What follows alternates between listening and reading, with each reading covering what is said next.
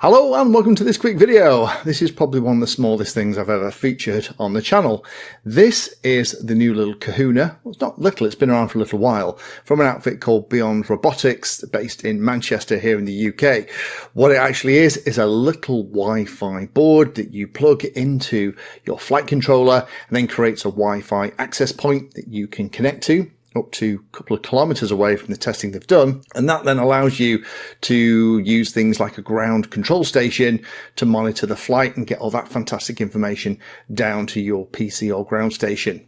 Now, why would you want something like this? Well, if you're something like an Ardu pilot, and I've got loads of videos talking about the different builds, currently building one at the moment, an Ardu Heli series actually.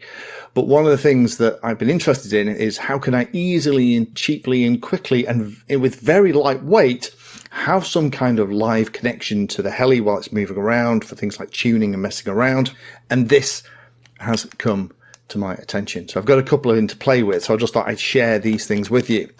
Now, being able to connect to your UAV, whatever it is, plane, wing, multi-rotor, helicopter, whatever it is, as it's flying around over MAVLink down to something like ground control or mission planner is not new. We've had quite a few options. We've had things like MAVLink telemetry radios. I've shown on how to set those up on the channel.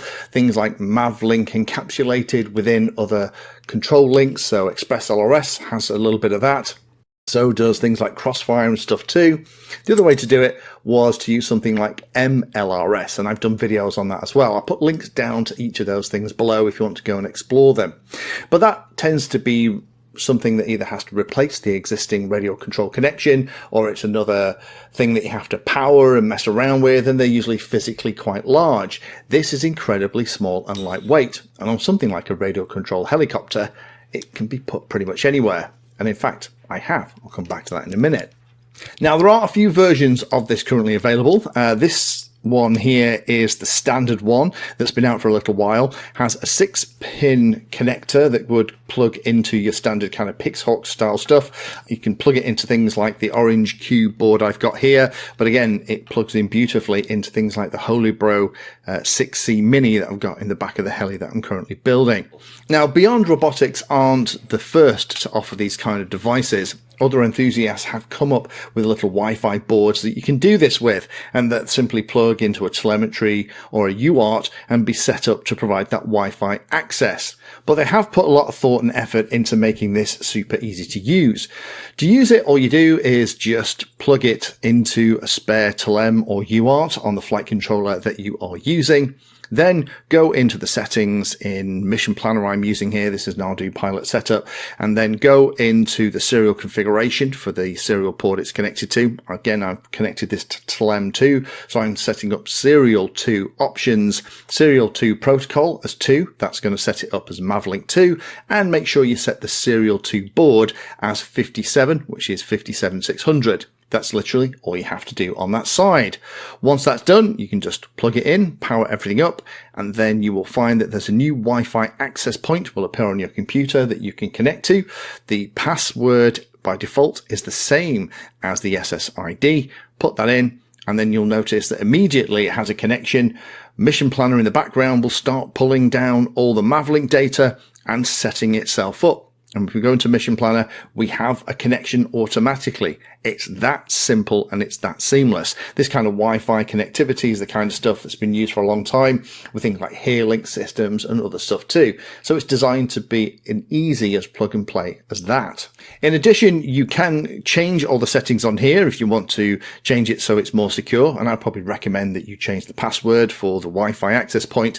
You just go to 192.168.4.1 and it's all in here, and you can tweak it to be whatever you want it to be. I will probably change the SSID to be the name of the model and change the passphrase to be something that is only known to me so other people can't get onto it for security.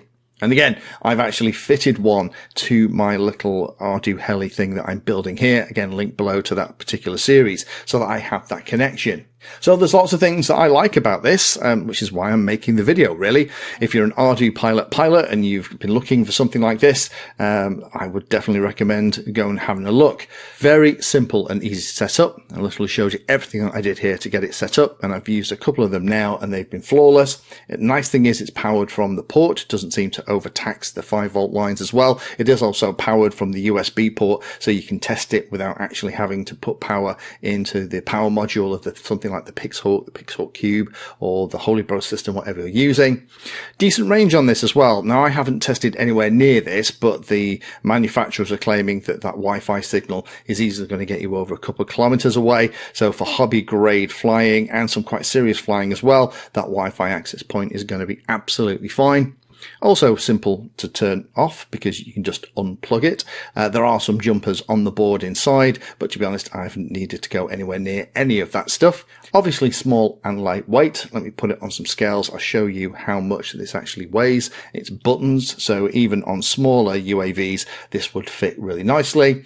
And it's upgradable easily too through that same application. You just download the file, and the files are available via just the GitHub link, and you can just get hold of them and update it to increase the functionality. And declarations of conformity stuff is available on request, and this is the thing that I really like about these guys. They are putting a lot of time and effort into making sure that they are compliant with all the local laws and legal stuff that's needed to kind of transmit this kind of stuff from a flying UAV. Only a couple of things to be aware of at the time of recording. They are checking the final compliance with the last few bits of regulation, the requirements for the UKCA certification, for example. But I love the fact that they're doing that. That means that for those of you that are professional, you can kind of have all that conformity statement stuff in your packs.